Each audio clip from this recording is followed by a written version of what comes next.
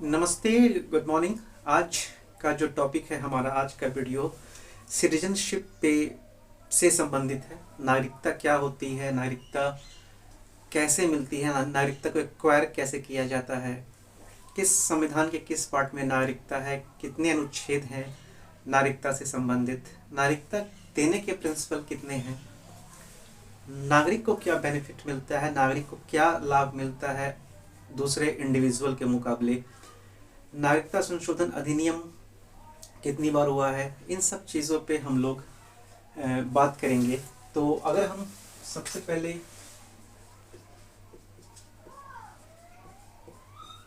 नागरिकता की बात करें तो नागरिकता भाग 2 में अनुच्छेद 5 से 11 ये नागरिकता को डील करता है।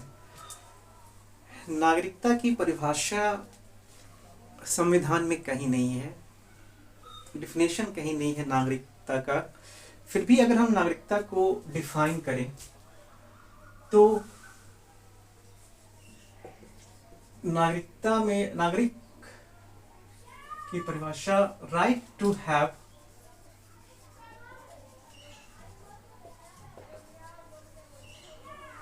Maximum right.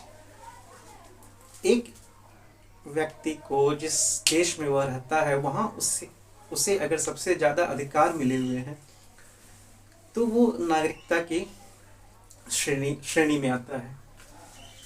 या ये कहें नागरिकता राज्य एवं व्यक्ति के बीच संबंध को दर्शाता है, जहां व्यक्ति को राज्य द्वारा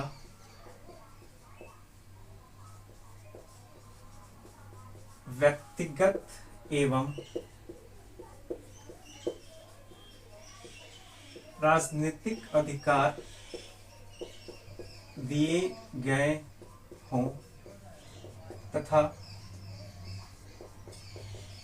राज्य का यह कर्तव्य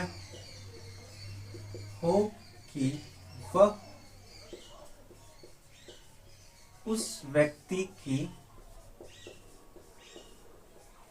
रक्षा करे।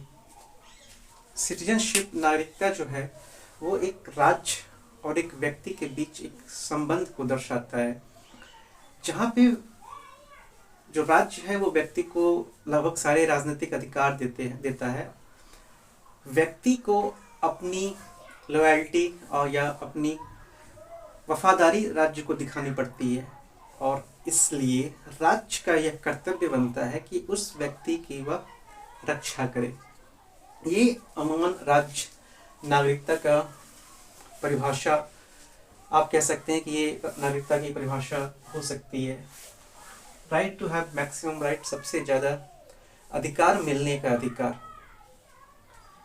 अब आते हैं कि राज्य जो है वो नागरिकता देता कैसे है, नागरिकता देने के सिद्धांत क्या है।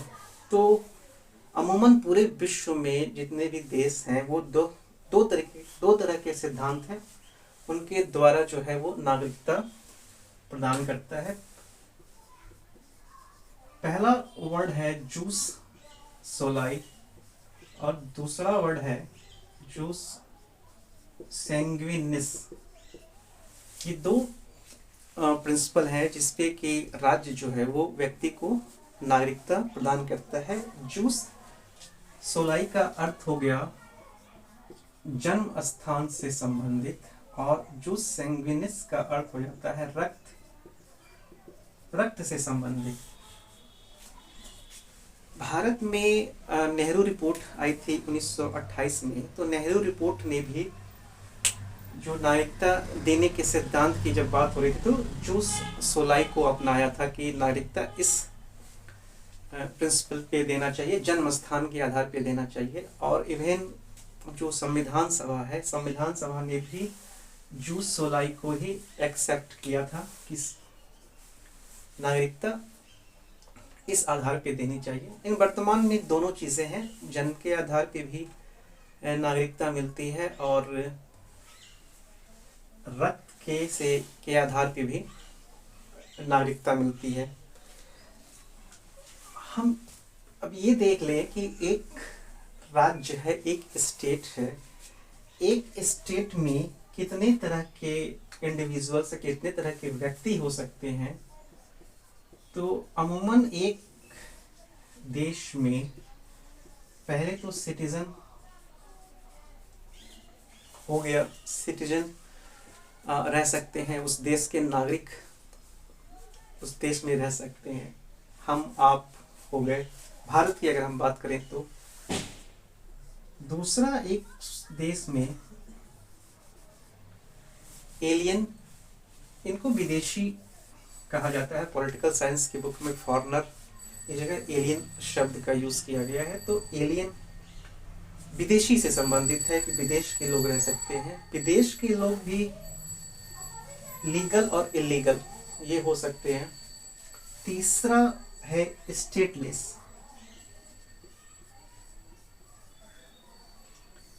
एक देश में स्टेटलेस, मान लीजिए कि आपके पास आपके सारे डॉक्यूमेंट्स गायब हो जाएं, आप ये प्रूफ नहीं कर पाए कि आप किसी एक पर्टिकुलर देश के नागरिक हैं, या देश कुछ ऐसा कानून बना दे जिससे कि एकाएक बहुत सारे लोग जो हैं वो स्टेटलेस हो जाएं। जैसे 1948 में श्रीलंका में हुआ और 1982 में वर्मा में हुआ था। उन्होंने कानून बना दिया था जिससे कि सारे के सारे लोग जो हैं वो स्टेटलेस हो गए। और चौथा है रिफ्यूजी। एक देश में शरणार्थी, जो अमूमन किसी देश में जब देश में युद्ध की स्थिति आ जाती है तो एक देश के लोग दूसरे देश में चले जाते हैं, शरण लेते हैं, उनको शरणार्थी कहा जाता है। तो इन सारे जो इंडिविजुअल्स हो गए, इसमें सिटीजन के पास सबसे ज़्यादा अधिकार मिलते हैं, इनके पास सबसे ज़्यादा अधिकार होते हैं। एलियन के पास भी व्यक्ति हो गए। तो भारत का संविधान आप देखें तो भारत का संविधान में इनको भी अधिकार मिला हुआ है। એટલે स्टेटलेस के पास जाहिर कि वो प्रूफ ही नहीं कर सकता। रिफ्यूजी के पास भी कुछ अधिकार होते हैं, अमूमन शिक्षा जो है उनको शिक्षा वगैरह कुछ दिया जाता है तो ये मिल जाता है। एक सिटीजन होने के फायदे क्या है भारत में हम देखें तो एक सिटीजन को क्या क्या बेनिफिट मिलता है, कितने तरह के राइट्स हैं जो उनको मिलते हैं। तो अगर आप सिटीजन हैं भारत के तो बेनिफिट की आप बात करें, सबसे पहले तो मतदान का अधिकार जो है वो एक सिटीजन को मिलता है, अमूमन विदेशी को नहीं मिलता है। दूसरा हो गया इलेक्शन में खड़ा होने का अधिकार, आप चुनाव लड़ने का अधिकार, ये एक सिटीजन को मिलता है। तीसरा हो गया संवैधानिक पद। संवैधानिक पद भारत में राष्ट्रपति, प्रधानमंत्री, एमएलए, एमपी, ये जो कॉन्स्टिट्यूशनल पोस्ट है, ये संवैधानिक पद एक सिटीजन को ही मिलेंगे। दूसरा जो है सरकारी योजनाओं का लाभ,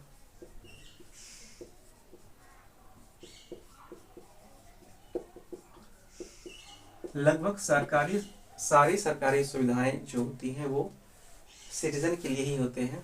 और फंडामेंटल राइट की हम बात करें, कुछ मूल अधिकार सिर्फ सिटीजन को ही मिलते हैं, जैसे 15, 16, 19, 29 और 30। ये आर्टिकल जो है, ये फंडामेंटल राइट्स जो है, ये मूल अधिकार सिर्फ व्यक्ति को मिले हुए हैं, सिर्फ नागरिक को मिले हुए हैं। यहाँ हम देखें तो जैसे 15, 16, 19, 29 और 30 ये जो अधिकार है वो नागरिक को मिले हैं। 17 और 18 जो आपका फंडामेंटल राइट है वो राज्य को, उसमें राज्य को कहा गया है कि जैसे आप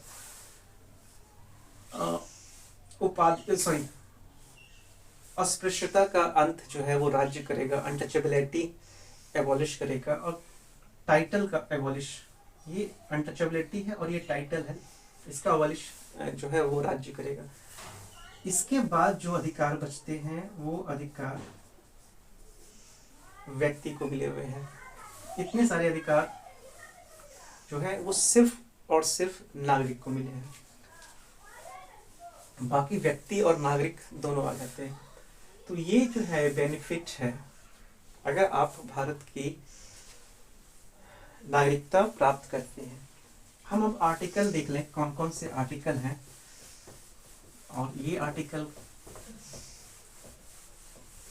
क्या डील कर रहा है। तो 5 से 11 ये जो 7 आर्टिकल है जो कि नागरिकता से संबंधित है। आर्टिकल 5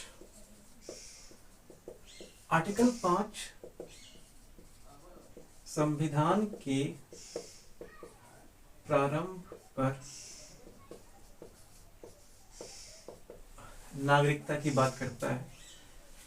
इसमें ये कहा गया है कि यदि कोई व्यक्ति जिसका भारत में अधिवास हो, जो भारत में रहता अधिवास हो, जिसका घर हो और उसका जन्म भारत में हुआ हो, या उसके माता पिता के या उसमें से किसी एक का जन्म भारत में हुआ हो, तथा वो संविधान के प्रारंभ होने से 5 वर्ष पहले से भारत में रह रहा हो, तो वो भारत का नागरिक माना जाएगा। भारत में अधिवास हो और भारत में जन्मा हो, या माता पिता या उनमें से कोई एक भारत में जन्मे हो और संविधान के प्रारंभ के 5 वर्ष पहले से भारत में रह रहा हो, वो उसे नागरिकता मिलेगी। हम अनुच्छेद 6 की बात करें। अनुच्छेद जो है पाकिस्तान से आने वाले लोगों को नागरिकता, इसमें एक डेट है 19 जुलाई 1948। तो जो व्यक्ति जब पार्टीशन हो रहा था, तो जो व्यक्ति पाकिस्तान से आए हैं, अगर वो पाकिस्तान से 19 जुलाई 1948 के पहले आए हैं तो उन्हें भारत का नागरिक माना जाएगा। और अगर वो 19 जुलाई 1948 के बाद आए हैं तो उस स्थिति में उन्हें पहले 6 महीने भारत में रहना होगा, फिर उनका पंजीकरण होगा और वो भारत के नागरिक बनेंगे। 19 जुलाई 1948 को परमिट सिस्टम लागू हुआ था, और इन दोनों कंडीशन में, चाहे आप इस डेट के पहले आ रहे हो या इस डेट के बाद आ रहे हो, दोनों कंडीशन में ये कि आपका जन्म, आपके माता पिता का जन्म, या आपके दादा दादी का जन्म, नाना नानी का जन्म, इनमें से किसी एक का जन्म जो है वो भारत में हुआ हो। आर्टिकल 6 या आर्टिकल 7 अनुच्छेद 7 कहता है पाकिस्तान जाकर वापस आने वाले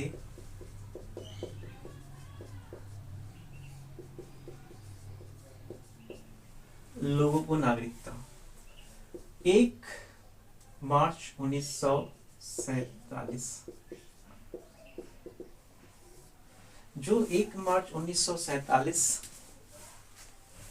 के पहले पाकिस्तान गए और जा करके वापस लौट आए, इस कंडीशन में, यानी कि जो जा करके वापस लौट आए हैं, इस कंडीशन में उनको नागरिकता मिलेगी। लेकिन उनको नागरिकता मिलेगी 19 जुलाई 1948 के बाद जो लोग आए हैं उस नियम को उनको मानना होगा, यानी कि 6 महीने भारत में रहने होंगे, उसके बाद पंजीकरण होगा।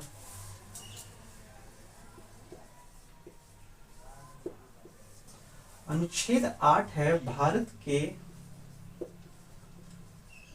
बाहर जन्म लेने वाले लोगों को नागरिकता, जिस व्यक्ति का जन्म भारत के बाहर हुआ है उनको नागरिकता मिलेगी यदि उनके माता पिता, दादा दादी या नाना नानी में से किसी एक का जन्म भारत में हुआ हो। उस स्थिति में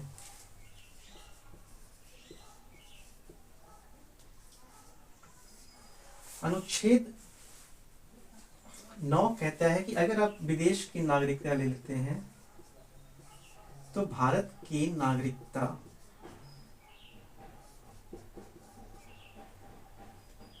लेने पर भारत की नागरिकता की समाप्ति। जिन्होंने भी जब संविधान बना उसके पहले किसी दूसरे देश में चले गए और वहाँ की नागरिकता ले ली है तो उनकी नागरिकता समाप्त हो जाएगी। आर्टिकल 9, 10, 11 कुछ खास नहीं है। आर्टिकल 9 विदेशी नागरिकता लेने पर जैसे भारत की नागरिकता समाप्त हो गई। आर्टिकल 10 है नागरिकता का बना रहना और आर्टिकल 11 है कि संसद को यह अधिकार दिया गया है कि वो समय समय पे विधि द्वारा नए कानून को बना सकती है। तो ये नागरिकता से संबंधित टॉपिक था। इसमें जो सिटीजन अमेंडमेंट है वो नेक्स्ट वीडियो में देख लेंगे। नागरिकता अधिनियम 1955 है, उसके बाद 1986, 1992, 2003, 2015, 2019 जो संशोधन हुए हैं उनको हम देख लेंगे कि अच्छा एक चीज इसमें बच गया, नागरिकता की समाप्ति कैसे होती है। अगर हम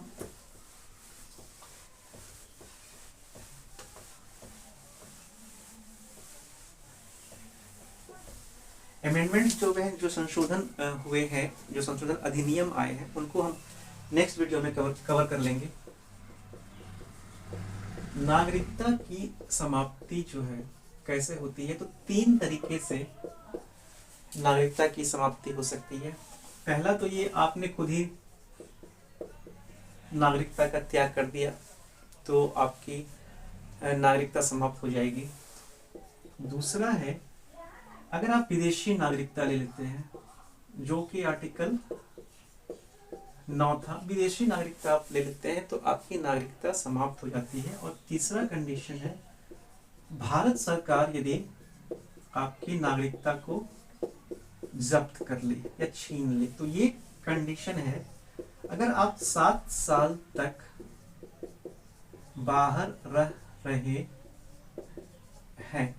इसमें एजुकेशन को छूट मिला हुआ है और इसके अलावा जो इंडियन गवर्नमेंट के एम्प्लॉय हैं उनको छूट मिला हुआ है। अदरवाइज आप 7 साल तक अगर कंटिन्यू बाहर रह रहे हैं तो आपकी नागरिकता जो है वो सरकार छीन सकती है। दूसरा है संविधान की अवमानना करने पे आपकी नागरिकता जा सकती है। आप देशद्रोह में शामिल हो या आप देश विरोधी गतिविधियों